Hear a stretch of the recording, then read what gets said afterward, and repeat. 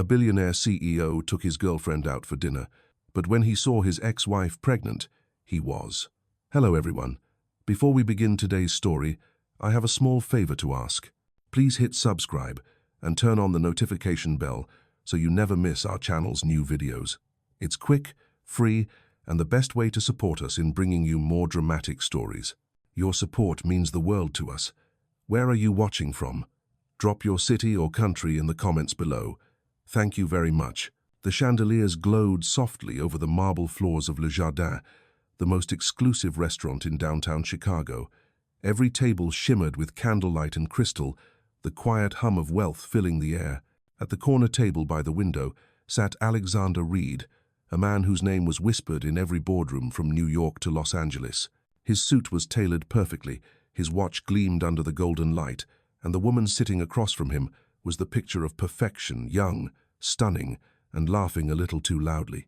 Yet, as Alexander raised his wine glass, his smile did not quite reach his eyes. The waiter poured a deep red vintage, and the sound of the liquid swirling in crystal echoed faintly, almost like a reminder of something he had lost long ago. Outside, the city glowed beneath the November sky, and for a fleeting second, Alexander caught his own reflection in the window, sharp, distant, tired. His girlfriend, Vanessa, leaned forward, her manicured fingers brushing his sleeve. "Alex, are you even listening?" she teased. He blinked and forced a grin. "Of course," he said smoothly, though his mind was elsewhere. He remembered a different dinner table, years ago, smaller, humbler, a woman with kind eyes laughing as she served homemade pasta, a scent of basil filling a tiny apartment. Emily. The name drifted through his memory like a ghost he had tried to forget. The restaurant door opened, and a cold gust swept through as new guests entered.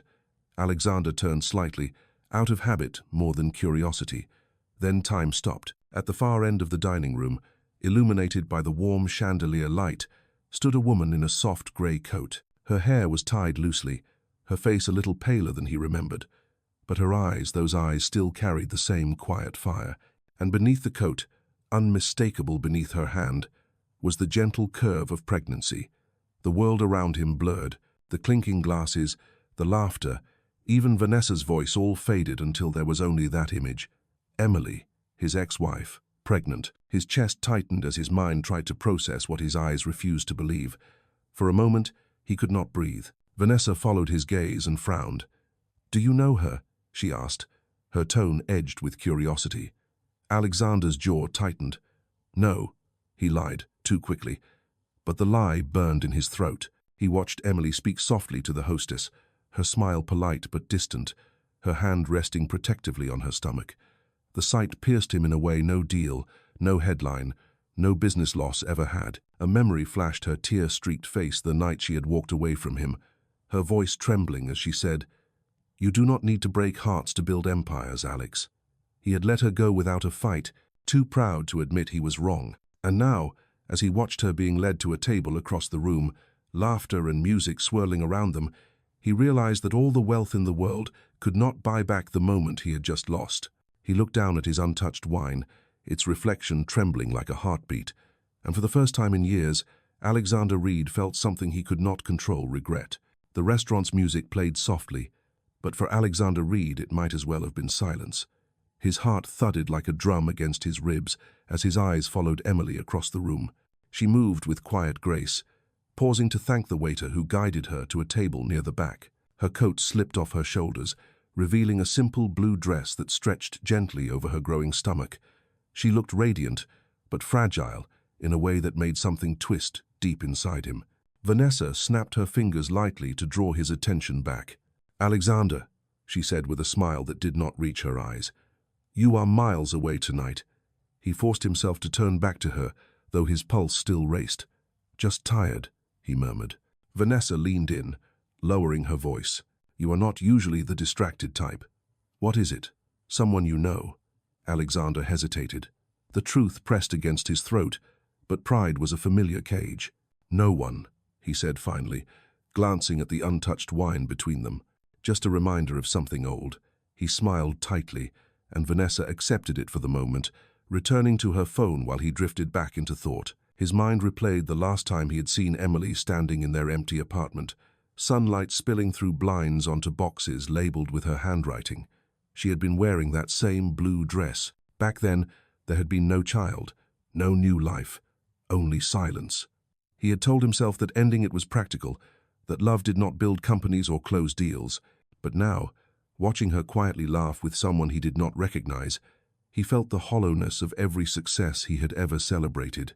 Across the room, Emily's companion was a woman in her 50s, perhaps a nurse or friend, judging by the gentle way she touched Emily's arm. They spoke softly, and when the waiter brought a pot of tea, Emily smiled, a small, genuine curve of her lips that hit him like a knife. He had not seen that smile in years. Vanessa stood, her chair scraping faintly against the floor. "I need to take this call," she said, holding up her phone. "Try not to look so serious while I am gone, all right?" She left for the patio, leaving Alexander alone in the golden light. He sat back, unable to resist glancing toward Emily again. A part of him wanted to stand, to walk across that polished floor and say something, anything. But what could he say? "I am sorry. I should have stayed." The words felt too small to contain the weight of what he felt. As the waiter refilled his glass, Alexander caught his reflection again in the window, an expensive suit, an empty stare. He wondered if Emily would even recognize the man he had become. Moments later, a sound of laughter rose from her table, light and musical. Emily was showing a small photograph to her friend. Alexander strained his eyes, and when she shifted the picture slightly, he saw it a sonogram. The image froze him completely. He knew that kind of photo. He had seen it once, years ago, from his sister when she was expecting. His breath caught. His mind whispered questions he could not bear to finish. The waiter interrupted gently. "Would you like dessert, sir?" "No," Alexander said, his voice rough. "Just the check." He could not sit there any longer. When Vanessa returned, she found him standing beside the table, his coat already on. "You are leaving?" she asked, eyebrows raised. "Something came up," he replied. "You can stay and finish if you want." "Alexander, what is going on?" But he did not answer. He walked out through the double doors into the cool night air, each step heavier than the last. The city buzzed around him, traffic lights changing, voices on the sidewalk, horns echoing in the distance, but all he could hear was the memory of Emily's laughter. He crossed the street and stood under a street lamp, his breath clouding in the cold. Inside the restaurant window behind him, he could still see her silhouette, calm and graceful, sipping her tea. He wondered if she had seen him too. He wondered if she cared. Pulling out his phone, he scrolled through old contacts until he found a name he had not dialed in years, Emily Reed. His thumb hovered over it, then dropped. He locked the screen and slipped the phone back into his pocket. Some mistakes could not be fixed with a phone call. He looked up at the night sky, the city lights blurring into gold and silver, and whispered to no one, "I did not even know you were still in this city." For the first time in a long time, Alexander Reed felt the sharp ache of being truly, utterly alone. The following morning, Alexander Reed sat alone in his penthouse apartment, the view of the Chicago skyline stretching endlessly beyond the floor-to-ceiling windows. The city was waking up, cars honking, sunlight breaking through fog, people rushing to start their day, but for him, time felt stuck. He had not slept. Every time he closed his eyes, he saw her face again, the quiet way she smiled, the gentle curve of her stomach, the small sonogram photo she had held like something sacred. He ran a hand over his face, exhaling slowly. His reflection in the glass stared back at him, tired and hollow. He had once believed that success would erase regret, that achievements could drown out the voice of conscience. But seeing Emily had cracked that illusion in a single night. On the kitchen counter, his phone buzzed. Vanessa's name flashed across the screen. He hesitated, then let it ring. He could not explain the storm inside him, not to her, not to anyone. A second later, a soft knock echoed from the door. It was his housekeeper, Maria, holding a tray with coffee. "You did not sleep again, did you, Mr. Reed?" she asked kindly. "You look pale." He managed a faint smile. "Just a long night, Maria, thank you." When she left, he sat with the steaming mug between his hands, staring at the rising curls of vapor. His mind replayed the last conversation he had ever had with Emily. It had been 2 years ago, in this same apartment, when she had stood near the door holding her suitcase. "You do not love anything you cannot control," she had said softly. He had not stopped her then. He had told himself it was better that way. Now he wondered if that moment had been the beginning of his downfall, not the end of their marriage. The intercom buzzed suddenly, breaking his thoughts. His assistant, Jordan, spoke through the speaker. "Sir, you have an early meeting at 9 about the Larson merger. Should I send the car?" Alexander hesitated. "Cancel it." There was a pause. "Sir? The board is expecting you." "Cancel everything today," Alexander said quietly. "I need some time." He hung up before Jordan could reply. Grabbing his coat, he stepped out into the crisp morning air. The city smelled of rain and exhaust, the pavement still slick from last night's drizzle. His car waited in the garage, but he did not get in. Instead, he began walking, hands in his pockets, unsure where his feet were taking him. He walked past familiar streets, glass towers reflecting the sunlight, until he found himself standing in front of Mercy Hospital. The name sent a chill through him. It was the same name printed on the sonogram photo he had seen. Without letting himself think too long, he entered the building. The scent of antiseptic filled the air, clean and sharp. At the reception desk, a nurse looked up. "Good morning, sir. How can I help you?" "I am looking for a patient," he said, his voice low. "Her name is Emily Reed." The nurse checked her computer, then frowned slightly. "I am sorry, sir. We cannot disclose patient information without permission." Alexander nodded, masking his disappointment. "Of course, thank you." He turned to leave, but his eyes caught a familiar figure in the hallway ahead. It was Emily, walking slowly beside another woman, her hand resting on her stomach. She wore a pale sweater and carried a folder of medical papers. For a moment, Alexander froze, his heart hammering in his chest. He could not approach her, not here, not like this. He stepped back, half hidden behind a pillar, watching quietly. She laughed softly at something, the nurse said, her voice calm, her face peaceful. She looked healthier than he remembered, stronger somehow, as if life had finally been kind to her. When she passed him, he caught a faint trace of her perfume, the same scent she had worn years ago, lavender and rain. The smell pulled him back to memories of their home, of quiet mornings and shared coffee, of her humming softly while he worked. When she disappeared around the corner, Alexander exhaled shakily, realizing he had been holding his breath.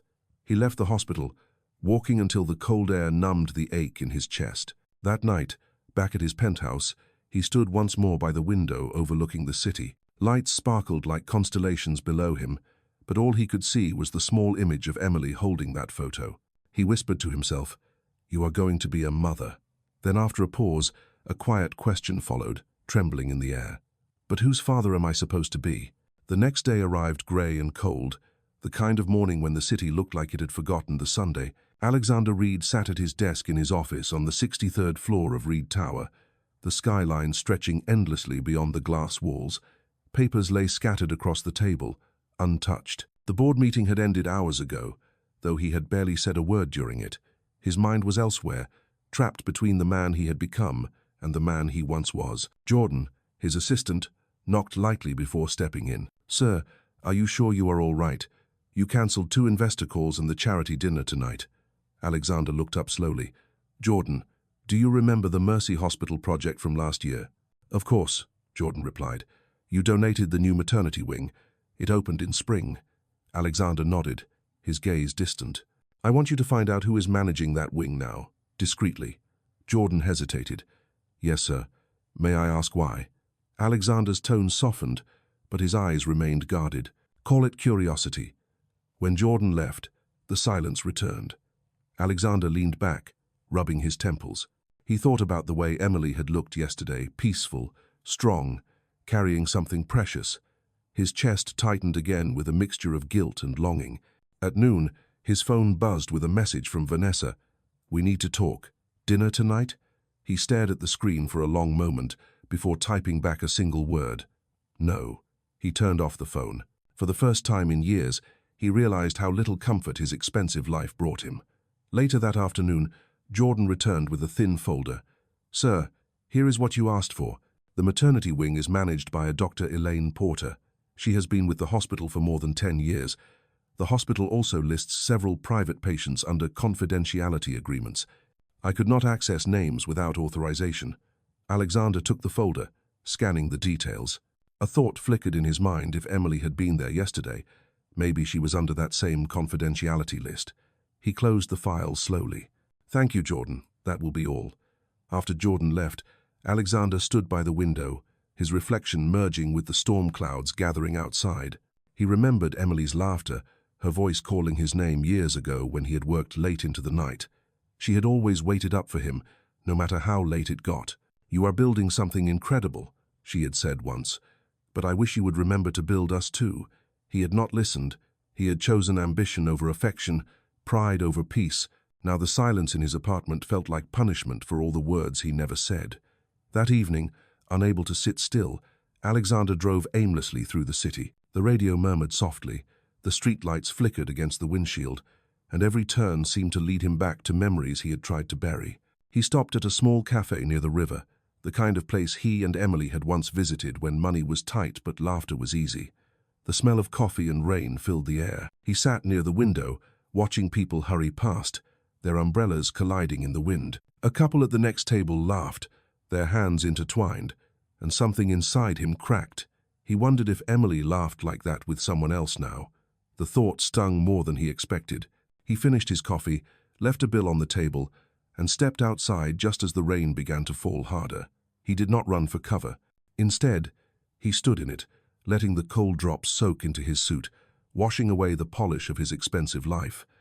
Back in his car, he sat in silence for a long time. Finally, he whispered, "You deserve happiness, Emily, even if it is not with me." The words tasted bitter but true. As he started the engine, lightning flashed across the sky, illuminating the city in silver light. Somewhere beyond the storm, a small apartment window glowed softly. Inside, Emily sat reading beside a folded blanket and a small crib waiting by the wall. She paused for a moment, her hand resting on her stomach, unaware that across town, a man she once loved was learning, too late, what it truly meant to lose everything except remorse. 2 weeks passed, but the image of Emily never left Alexander Reed's mind. Every night, when the city went quiet and the lights of Chicago glimmered below his penthouse, he found himself replaying that single moment at the restaurant, her hand resting protectively on her stomach, her smile gentle but distant. He had tried to bury himself in work, but even the noise of success could not drown the echo of her voice from years ago. That morning, his assistant Jordan entered his office, carrying a stack of reports. "Sir, the quarterly review is ready for your signature," he said, placing the papers neatly on the desk. Alexander barely looked up. "Leave them," he murmured. "And, Jordan, find out if the hospital needs any more funding for the Mercy maternity wing. I want to increase our contribution." Jordan nodded, though his expression carried quiet surprise. "I will contact them today." When the door closed, Alexander leaned back in his chair. His reflection on the dark glass behind him seemed like that of a stranger, a man with everything money could buy, but none of what truly mattered. That evening, as rain began to fall again, he drove without direction until the streets grew quieter and the neon lights blurred against the windshield. Somehow, his route ended near a modest part of town, far from the polished steel of his world. Through the mist, he saw a small bookstore with warm light spilling from its windows. On impulse, he parked and stepped inside. The smell of old paper and coffee filled the air. He had no reason to be there until a familiar voice made him freeze. "Alexander!" He turned. Emily stood at the counter, her hair tied back, her coat draped over her shoulders. She looked surprised, though not angry, just cautious, as if measuring the moment. "Emily," he said softly, her name almost catching in his throat, "I did not expect to see you here." "I could say the same," she replied, one hand resting on the counter. "What are you doing in this neighborhood?" He hesitated before answering. "I was driving and ended up here." She nodded, not entirely believing him. Her eyes flickered toward the window where rain traced silver lines against the glass. "How have you been?" he asked quietly. "Better," she said simply. "Life has been quieter since I stopped trying to chase things that were never meant for me." The words stung, but her tone was calm, not bitter. He nodded slowly. "You look well," he offered. She smiled faintly. "Pregnancy will do that, I guess." He tried to steady his voice. "Emily, is there someone—" She stopped him gently. "Alexander," she said, her tone even but firm, "you do not have to ask. My life is not your responsibility anymore." He wanted to argue, to explain the guilt clawing at his chest, but her eyes, soft, steady, kind, held him silent. "You should get home," she continued, adjusting her coat. "It is late." "Can I at least walk you to your car?" he asked. For a moment, she seemed to consider it, then nodded. They stepped outside together. The rain had slowed to a drizzle, and the air smelled like wet pavement and lilac. "It has been a long time," she said quietly as they walked. "You seem different." "Maybe I finally realized what mattered too late," he admitted. She looked at him, her expression unreadable. "Regret is heavy," she said softly, "but it does not build the future." When they reached her car, she turned to face him. "Take care of yourself, Alexander." He wanted to say something more, but the words would not come. She gave him one last look, warm, final, and drove away into the rain. Alexander stood there until her taillights disappeared into the distance. For the first time in years, he felt the weight of his own heart pressing against his chest. He whispered to the empty street, "You deserved better than the man I was." Back in his car, he rested his head against the steering wheel, listening to the steady rhythm of the rain. Somewhere across town, Emily placed a hand on her stomach and smiled faintly, unaware that her forgiveness had already begun to change the man who once let her go. Days passed after that brief encounter at the bookstore, but Alexander Reed could not shake the sound of Emily's voice from his mind. Her calmness haunted him more than anger ever could. She had moved on, built a quiet life, while he was left alone in a penthouse that felt colder with every sunrise. Each morning he woke before dawn, staring at the ceiling as city lights faded into day. He went through the motions, meetings, calls, interviews, but his thoughts were never truly present. His employees noticed his silence, his investors whispered about distraction, yet no one dared to ask. One evening, Jordan entered his office carrying a stack of financial summaries. "Sir, you have the charity gala tomorrow night. The hospital board expects your attendance," he reminded him. Alexander nodded absently. "I will be there," he said, though his voice lacked conviction. After Jordan left, Alexander opened his desk drawer and pulled out an old photograph, the two of them on their wedding day. Emily's smile was soft, filled with hope, while his younger self looked proud, unaware of how fragile that moment truly was. He traced her face with his thumb and whispered, "I did not know how to love you then." The next evening, the gala hall at the Grand Meridian Hotel glittered under golden chandeliers. Guests mingled in designer suits and gowns, champagne glasses clinking, laughter echoing against marble walls. Alexander arrived in a tailored black tuxedo, every movement calculated, but inside he felt the same emptiness as before. Cameras flashed, hands reached to greet him, but all he could think about was whether Emily might be there. She had mentioned working with community projects. What if the hospital had invited her? As he stood near the stage, Dr. Elaine Porter approached with a warm smile. "Mr. Reed, thank you again for your generous support. Without your contributions, our maternity wing would not exist." He nodded politely. "The work you do matters. I am glad to help. Actually," she added, glancing toward the crowd, "one of our patients insisted on attending tonight to express her gratitude personally. Would you like to meet her?" Before he could respond, the doctor motioned toward the entrance. Alexander turned and his breath caught. Emily stepped into the hall, wearing a simple, cream-colored dress that contrasted beautifully against the glittering gowns around her. She carried herself with quiet dignity, one hand resting gently on her belly. Conversation seemed to fade as she crossed the room toward the doctor, unaware of his gaze. The sight of her under the warm lights made his chest ache in a way that no success or power could ever soothe. Dr. Porter smiled. "There she is now. Miss Reed. Oh, forgive me, Mrs. Foster. This is the man whose generosity funded your care." The name hit Alexander like a blow. Mrs. Foster. She had remarried. For a moment, he could not breathe. Emily turned at the sound of her name, her expression freezing when she saw him. Surprise flickered in her eyes, followed by something unreadable, perhaps discomfort, perhaps pity. "Dr. Porter," she said softly, "we have met before." The doctor looked between them, sensing tension. "I see," she murmured. "Well, I will let you both catch up." She stepped away, leaving them standing face to face. "Emily," Alexander said quietly, "I did not know you were married again." Her smile was faint, almost sad. "Life moves forward, Alexander. It has to." The words settled between them like glass, fragile, final. He swallowed hard. "I am glad you are safe, that you are cared for." "I am," she said simply. "But I still wish you peace." She turned as the music began to swell, walking toward the crowd once more, her figure illuminated by soft, golden light. Alexander watched her go, the applause for the next speaker rising around him like distant thunder. In that moment, he understood what real loss felt like, not the loss of wealth or power, but the quiet, irreversible loss of time. He whispered under his breath, unheard by anyone, "I hope he loves you better than I did."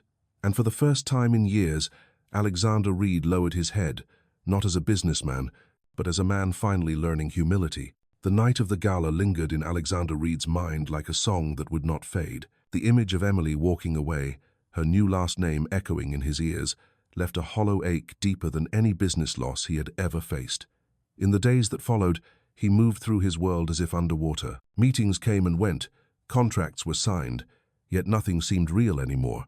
His assistant Jordan noticed the change. "Sir, you have been skipping your usual morning briefings," he said one afternoon, hesitant. "Is everything all right?" Alexander nodded without looking up.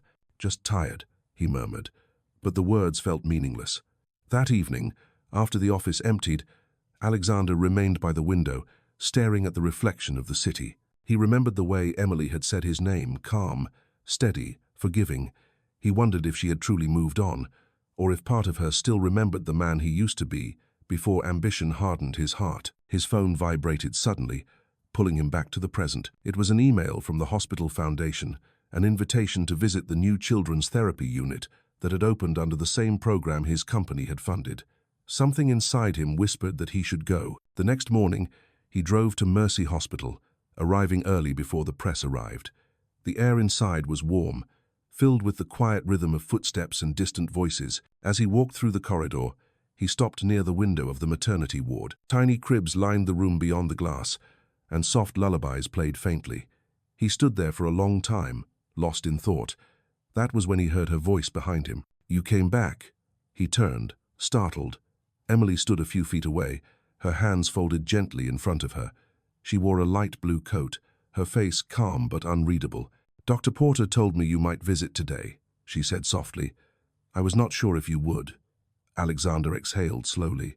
"I did not plan to," he admitted, "but I could not stay away." For a moment, silence filled the space between them, heavy but not hostile. Emily looked through the glass toward the newborns, her expression tender. "Life has a strange way of reminding us what matters," she said quietly. "I used to think happiness meant stability or safety, but sometimes it is just peace." Alexander followed her gaze. "Does he give you that?" he asked carefully. "The man you married." She turned to him, a flicker of surprise in her eyes. Then she smiled faintly. "There is no husband, Alexander. The name I used at the gala, it is my mother's maiden name. It is easier that way." His heart skipped. "So you are not—" "No," she said gently, finishing his thought. "I am not married." He felt the ground shift beneath him, hope flickering where there had only been regret. "Emily, the baby." She looked down, her voice calm but firm. "You do not owe me anything. This child will never be your burden." He took a step closer. "Do not call it a burden," he said, his tone trembling. "I left you when you needed me most. If there is even a chance—" "Alexander," she interrupted softly, "you cannot fix the past by rewriting it. What is done is done." She met his eyes, and for the first time, he saw no anger there, only quiet sadness. "I do not hate you. I just stopped waiting for you to be someone you were not ready to become." Her words hit him harder than any accusation could. He swallowed, unable to speak. "Take care of yourself," she said, and turned to leave. But before she walked away, she paused.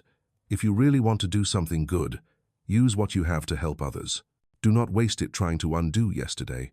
She walked down the corridor, her footsteps fading until all he could hear was the soft hum of the hospital air system. Alexander stood alone by the glass, watching the babies sleep. One of them stirred, stretching a tiny arm, and he felt tears prick his eyes. For the first time in years, he let them fall. He whispered under his breath, his voice breaking, "Maybe redemption is not being forgiven. Maybe it is learning how to love again." Outside, the morning light broke through the clouds, washing the city in pale gold, as if the world itself was offering him one last chance to begin again. For several days after their conversation at the hospital, Alexander Reed found himself living in quiet reflection. The city continued its restless rhythm outside his penthouse windows, but he no longer felt the need to chase it. Instead, he woke early each morning and simply watched the sunrise, letting the light spill across the skyline. It was the first time in years he allowed himself to feel stillness without fear of losing control. He had always believed that power came from dominance, from never showing weakness, but now he understood that humility carried its own kind of strength. The world had not changed, but he had begun to. One afternoon, as he reviewed a stack of foundation reports, Jordan entered his office with hesitation. "Sir," he said carefully, "the hospital called. They asked if you would be attending the children's wing opening next week. Dr. Porter mentioned that Miss Reed, well, Miss Foster will be there too." Alexander closed the folder in his hands, his expression unreadable. "Yes," he said finally, "I will be there." When the day arrived, the hospital courtyard was bright and filled with laughter. Children ran between colorful balloons and volunteers handed out small toys. The event celebrated new life, new beginnings, and for once, Alexander felt that maybe he belonged somewhere other than the boardroom. He moved quietly through the crowd until he saw her near the garden, talking with a nurse. Emily wore a simple white dress that fluttered in the breeze, and though her pregnancy was further along, she looked calm, radiant even.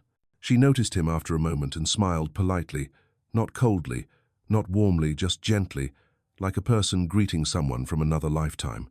"I did not expect to see you here," she said. "You helped build this place," he replied softly. "It felt right to come." She nodded. "I'm glad you did."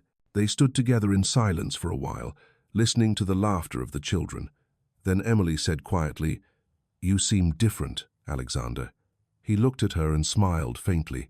"Maybe I finally learned that some things cannot be bought or negotiated. They just have to be earned." She studied him for a moment, then said, "You have always had a good heart. You just forgot where to use it." Her words struck him deeply.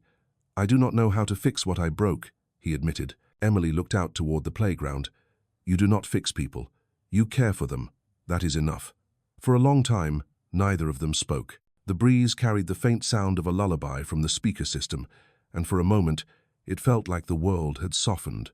When a nurse approached Emily to ask a question, Alexander stepped back, giving her space. As he turned to leave, she called out, "Alexander." He paused. "Yes?" She smiled, the first real smile he had seen from her in years. "Thank you for helping build a place that saves lives. Maybe that is what redemption looks like." He nodded, unable to find words. Later that evening, as the event ended and the courtyard emptied, he walked to his car parked by the hospital gate.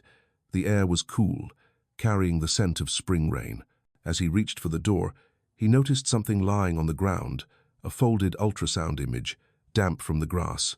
He picked it up carefully and froze when he saw the name printed at the top, Emily Reed. His breath caught. The date on the image was recent.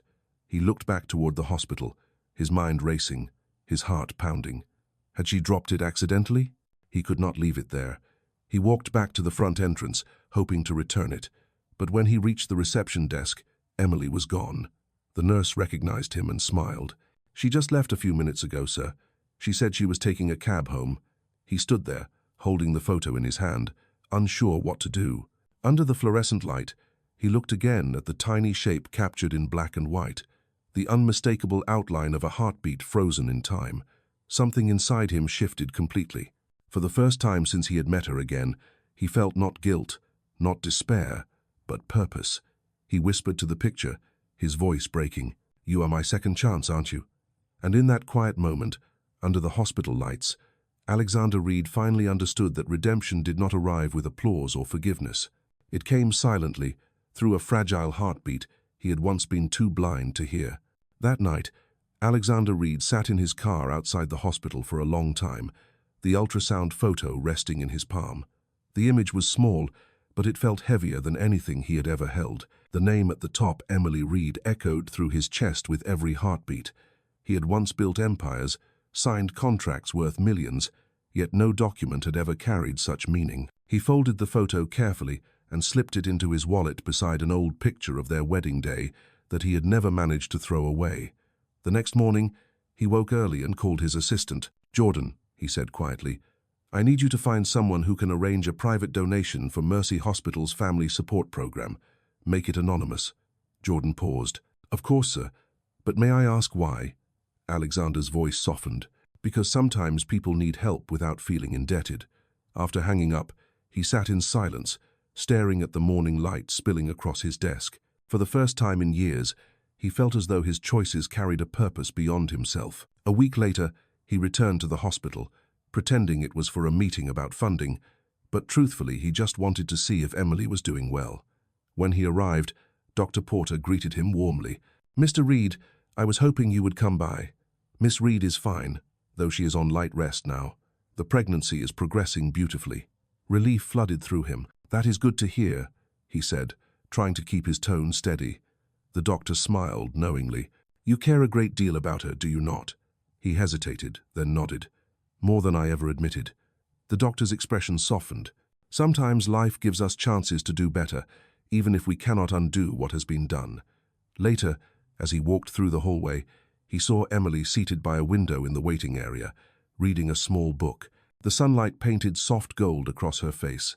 She looked peaceful, unaware that he was standing just a few steps away. For a moment, he thought about approaching her, but something inside stopped him. Maybe she deserved peace without his shadow lingering near.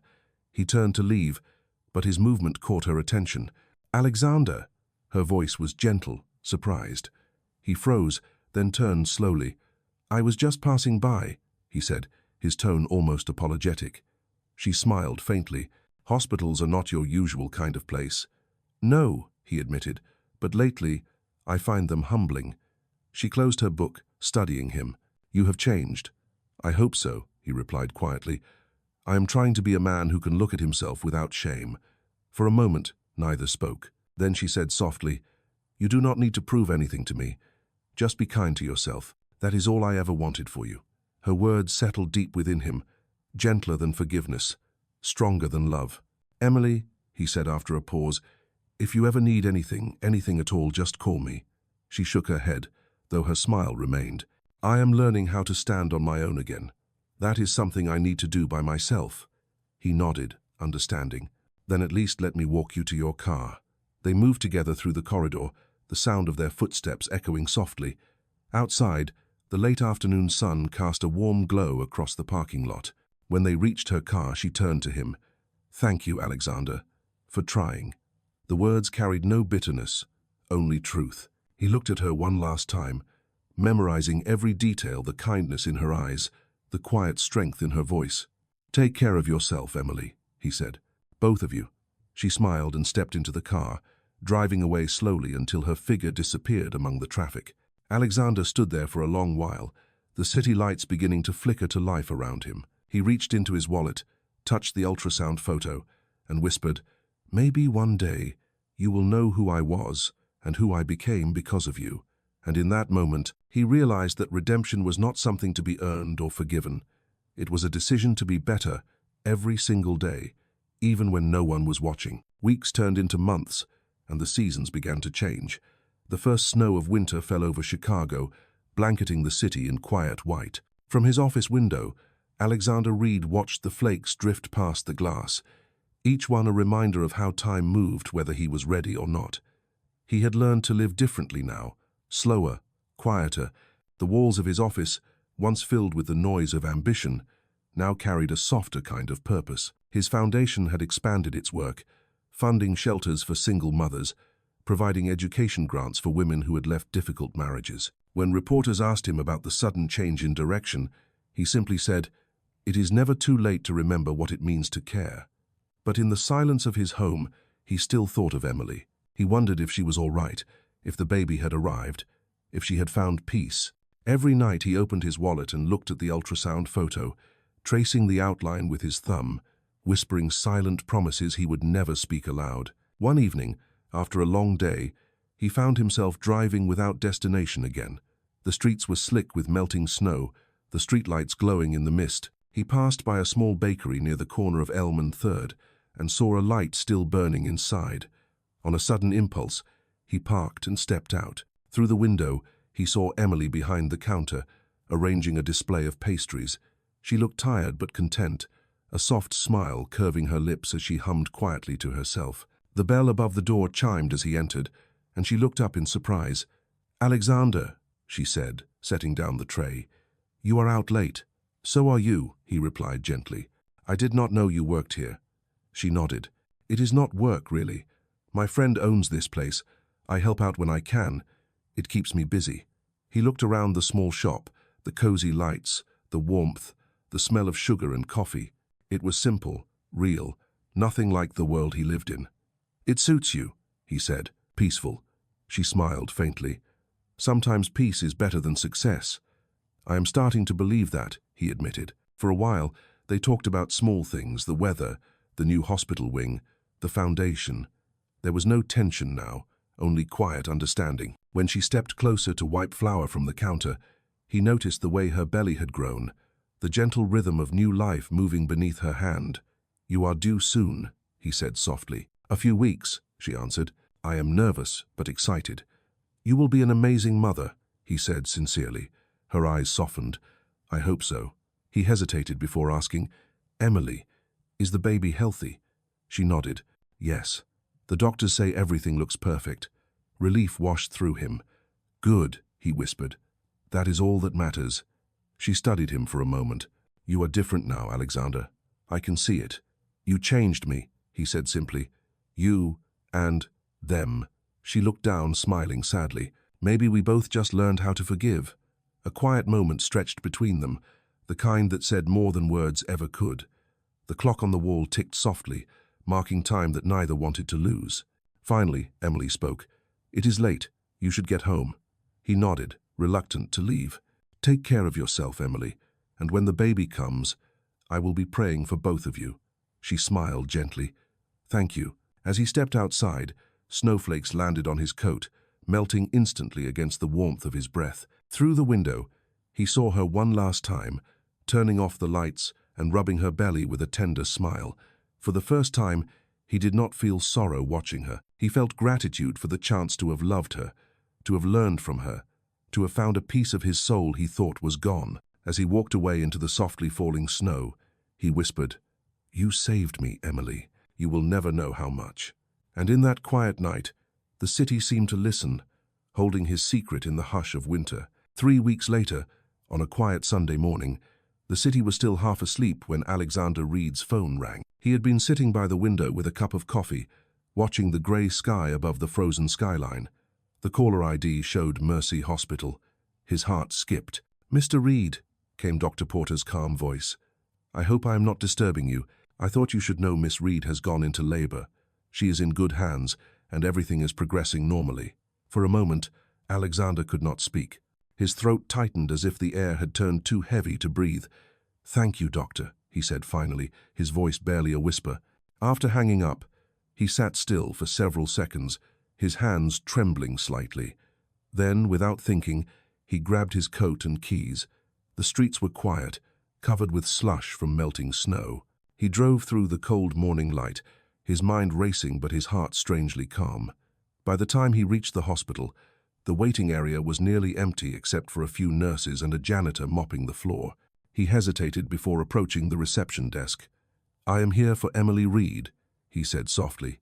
The nurse looked up with recognition. "You are the gentleman from before, correct? She is in labor, but only family is allowed back there." He nodded, understanding, and sat down in one of the waiting chairs. The clock on the wall ticked endlessly, each minute stretching into eternity. He watched the hallway doors, the ones marked maternity ward, half expecting her laughter to come floating through. Hours passed. The coffee machine buzzed faintly in the corner. Then Dr. Porter appeared, her expression tired but smiling. "She is all right," she said gently. "A healthy baby boy, 7 pounds, 6 ounces. She is resting now." Alexander stood, relief and disbelief colliding in his chest. "A boy," he repeated softly. "Can I—" He stopped himself. "No, I understand. I will not intrude." The doctor looked at him for a long moment. "She told me to tell you something," she said. "She said, tell Alexander he does not have to carry the past anymore. He gave us something greater than he knows." His eyes stung as he nodded. "Thank you," he whispered. When the doctor left, Alexander stepped outside into the crisp winter air. Snowflakes drifted slowly from the grey sky, landing on his coat. He leaned against the railing, closing his eyes, imagining the sound of a newborn's first cry echoing down the halls behind him.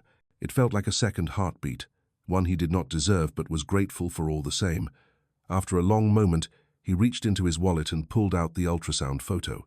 He looked at it one last time, then folded it neatly and tucked it back inside. From now on, he would carry not the weight of regret, but the reminder of what love had taught him. Later that night, when the city lights glittered like stars across the river, he returned home. His apartment, once a symbol of loneliness, now felt different, quieter, but somehow alive.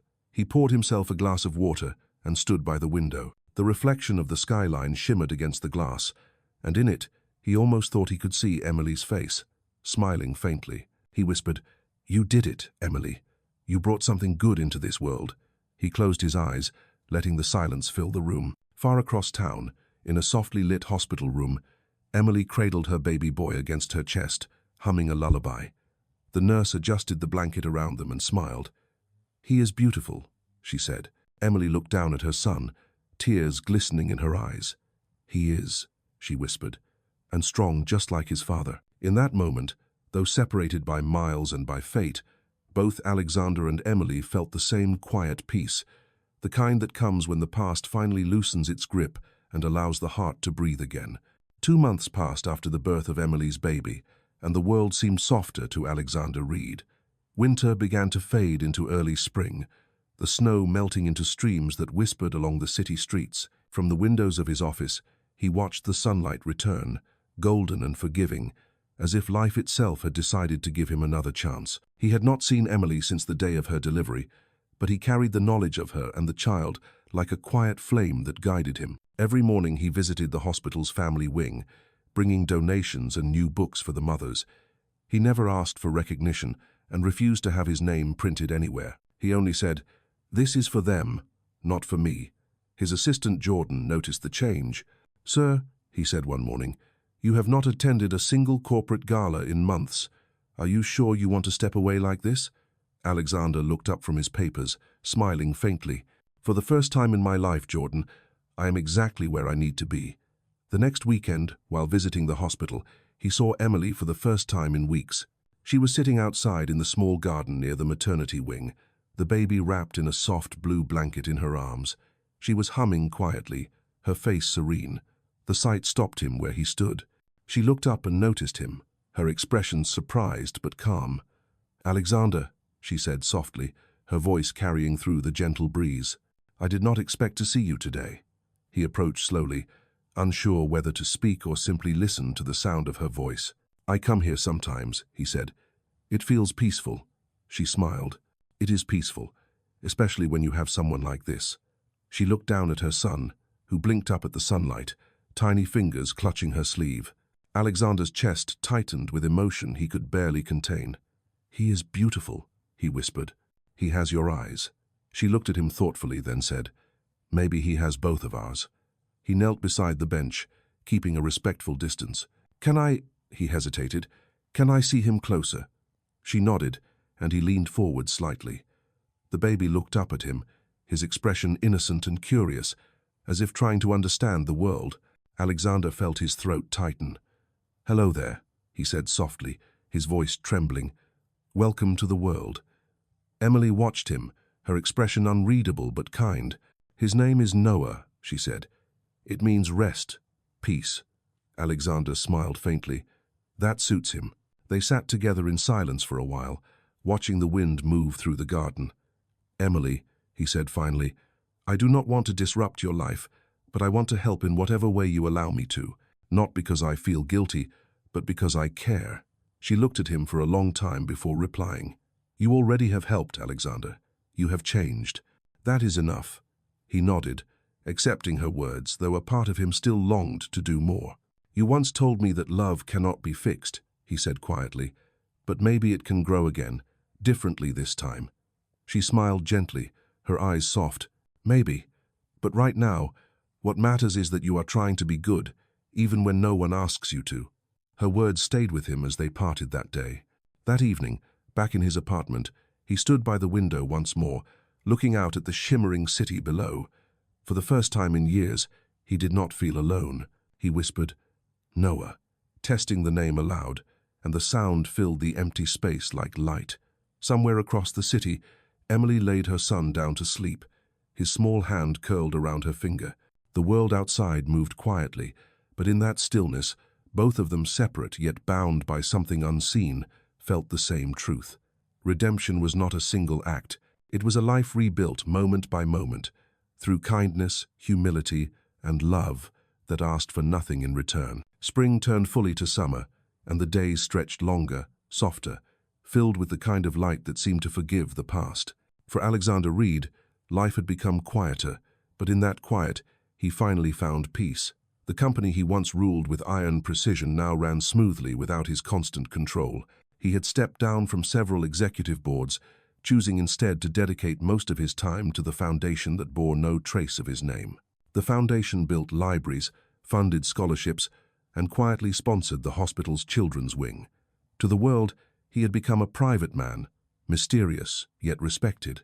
But those who saw him often noticed something gentler in his eyes, a calm born not from success, but from surrender. One Sunday morning, nearly a year after Emily had given birth, he received a small envelope in the mail. There was no return address, only his name written in soft handwriting he would have recognized anywhere.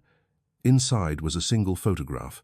Emily stood in a park, sunlight spilling through the trees. In her arms was a little boy with dark hair and curious eyes, smiling at something beyond the camera. On the back, in neat letters, she had written, "He is learning to walk. Thought you should know."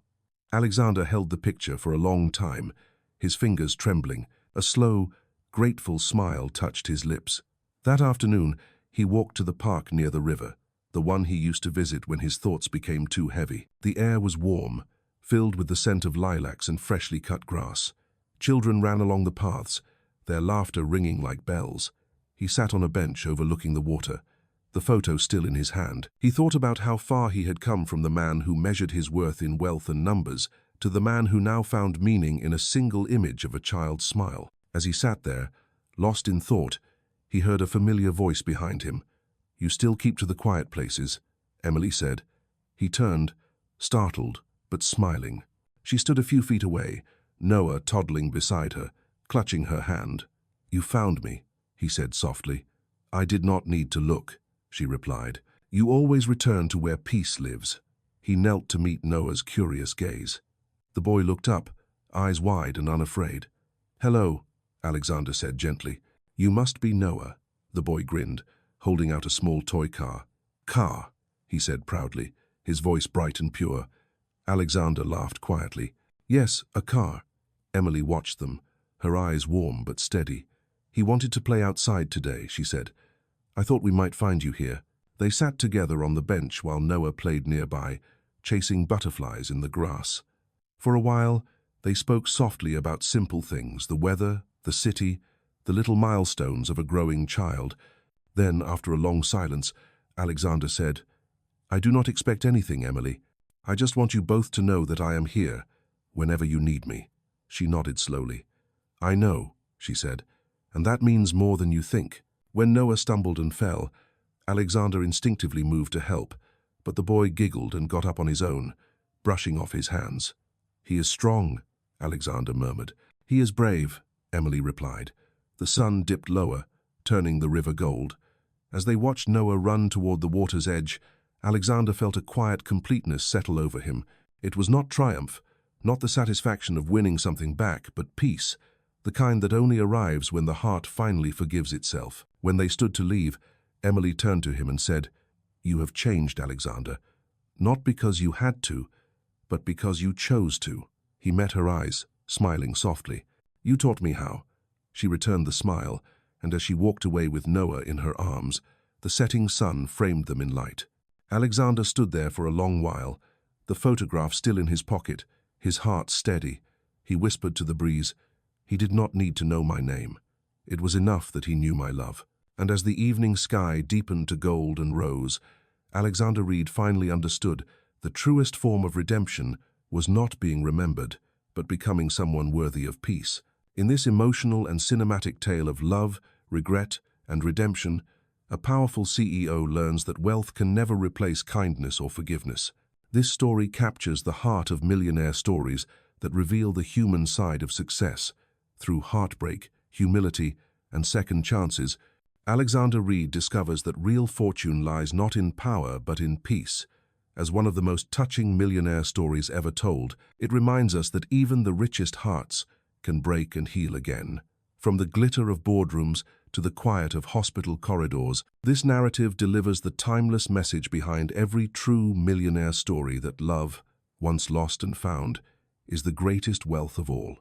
Perfect for fans of emotional dramas, healing romance, and inspiring millionaire stories filled with transformation and hope.